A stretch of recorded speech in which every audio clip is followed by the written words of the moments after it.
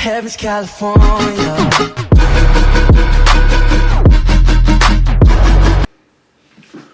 Hey guys, so I swear like Wansee Entertainment is like the only one uploading at the moment because like I'm like here patiently waiting on all my days off for any videos to come up, but none are really coming up. So of course Wansee's the only one that's doing so. So I know this one's called like a Doppelganger horror story. Let me see. And I looked it up earlier because I saw it was up like a few hours ago.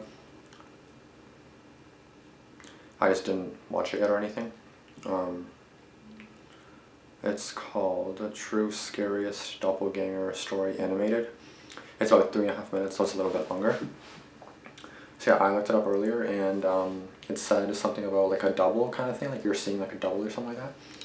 So don't really have much to say about that.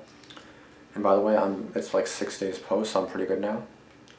I still have a bit of like yellowish apparently, but that's in the light you can see it. But like pain, I never really had pain anyway to begin with, like shockingly, on the first day only, but now I'm pretty good. Anyway, enough with that.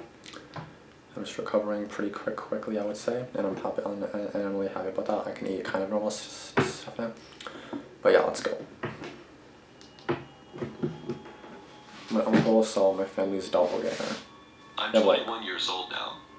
This happened to my uncle when I was around 9 years old. My uncle was living in our house and was staying in our vacant guest room up on the second floor. He's my dad's cousin, so he was really close to our family. Okay. My uncle was a morning person. He would always get up at around 4 a.m., drink coffee, and run morning errands around the house. No. He also told us that he could see and feel ghosts because he has a third eye. And to give you a little background on our Pardon house, me? It was the very first house that was built on our street. Oh shit.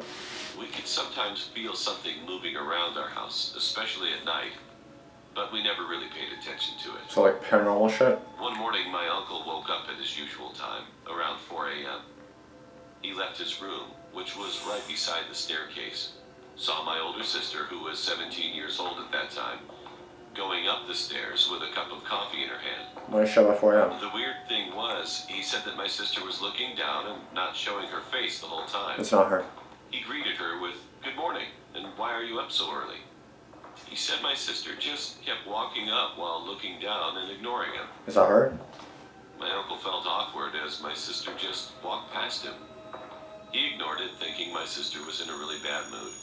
He thought she probably stayed up late studying or something. No, true. My uncle went down to grab a cup of coffee when he saw my mother in the living room, ironing some clothes. My uncle was confused about why my mother was up at 4 a.m. and ironing clothes. Why is He everyone tried up? to talk to her and asked the same thing he asked my sister. "Why are you up so early?" He noticed that my mother was wearing the same clothes from the night before she went to bed, so he knew it was her. To his surprise, my mother ignored him. My mother never ignored anyone, which is why he found it strange. My mother was just looking down as she kept ironing. That's when my uncle knew something was off. He knew something was very wrong here. He rushed back upstairs to his room, locked the door, turned off the lights, and tried to go back to sleep. He tried to forget about it, and woke up again a few hours later. It was around 10 a.m. in the morning when he talked to my mother and my sister about what happened. They said they were asleep the whole night, and they don't recall waking up at 4 a.m.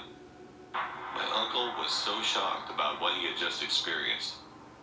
Someone was copying my mother and sister earlier that morning. I was so scared at that time. I became so paranoid that I might feel or see something odd in our house, but I tried not to think about it too much. The night after that situation, my uncle woke up at around 3 a.m. He felt something at the end of his bed, and he saw a woman with long hair sitting there. My uncle froze for a while. He didn't know what to do. He was trembling when he said, "Go away!" My uncle hid under his blankets.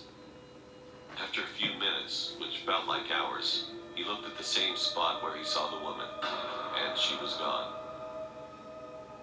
My uncle slept with the lights on that night. After that experience, he thankfully didn't experience anything like it ever again. There's 2 feet right there. Okay, so what I'm thinking is, I don't know what to really think. Okay, so is this like a paranormal thing? Or is it like two people copied them that morning for whatever reason? They were, how did they get in the house? Like, I have a few questions. Okay, so, like, let's say it's two people, like, pretending to be them. It's kind of like, how did they get in the house? Why were they copying them? How were they wearing the exact same stuff as what they would normally wear? Why were both their heads down walking? It's like he kind of imagined it, but like, it's like he was awake, like he knew, right? He always gets up at 4, it's not like it's something new, right? So it's like he got up and then everyone's awake, it's kind of like, what? So it's definitely weird. It's kind of like you're seeing their twins, but like they don't really have twins, right? So like how can it be? They can't actually be there, you know what I mean? It's kind of like they're there, but it's like they're not. That's so weird. I don't know what to really think. That story is kind of creepy. I don't know what to really think. Like, I try to make logical sense out of every story. Like, my friend is right now in the Philippines. He's most likely not going to watch this video, Francis. But he's in the Philippines and he claims that the house he's in is haunted. Which is obviously possible, but yeah, so he claims it's haunted. And, yeah, that kind of stuff moves and everything.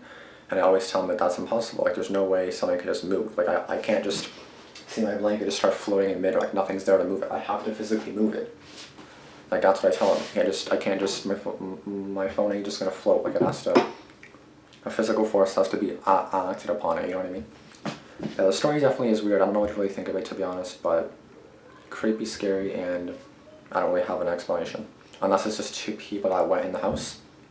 Like, I feel it's either 2 or 3 things. 1, it's 2 people that are pretending to be them for whatever reason. Do not ask me why.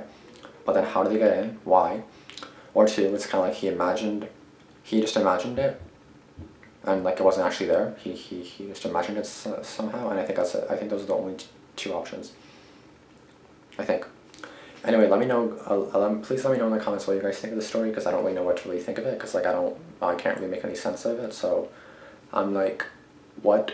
But yeah, let me know in the comments what you guys think, because I don't know. I don't know. Anyway, guys, thanks for watching. Like, comment, subscribe, and peace out.